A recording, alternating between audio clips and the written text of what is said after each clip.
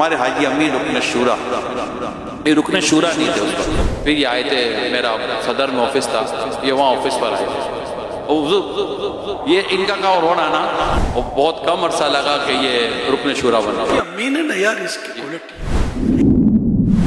حضور آپ نے جو مفتی دعوت اسلامی کے لیے جو کلمات کہتے ہیں نا، اور جب انہیں قبر میں بھی اتارتے وقت آپ وہاں تھے، اس وقت ہمارے حاجی امین رکن شورا، یہ رکن شورا نہیں تھے اس وقت، کراچی کے ذمہ داران میں ان کا شمار ہو رہا تھا.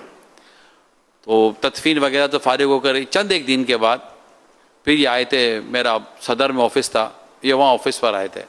اور حضور یہ ان کا رونا نا، وہ جو آپ کے جذبات تھے اور آپ کے جو احساسات تھے اس وقت، آپ نے جو صحرائے مدینہ میں تدفین ہوئی تھی مفتی دعوت اسلامی علیہ رحمہ کی، اس وقت آپ نے دعوت اسلامی کے تعلق سے، وفاق کے تعلق سے، قائم رہنے کے تعلق سے، دینی کام کرنے کے تعلق سے آپ نے بہت کچھ وہاں ارشاد فرمایا تھا. تو کئیوں نے سنا تھا.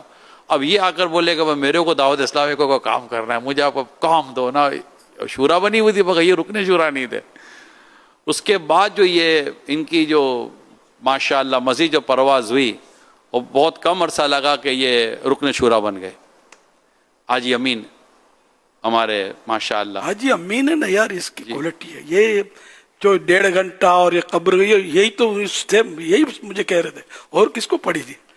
یہ شاید ان کی ان کا حسن زن تھا جی. الیاس اتارے گا تو یہ سیدھا جنت میں اتر جائے گا. جی. اور میں جانتا ہوں اس کو، شاید اس لیے یہ مجھے، اب میں کیا مطلب، میرے اتارنے سے کیا ہوتا ہے؟ میری سعادت میں ثواب کے لیے مطلب.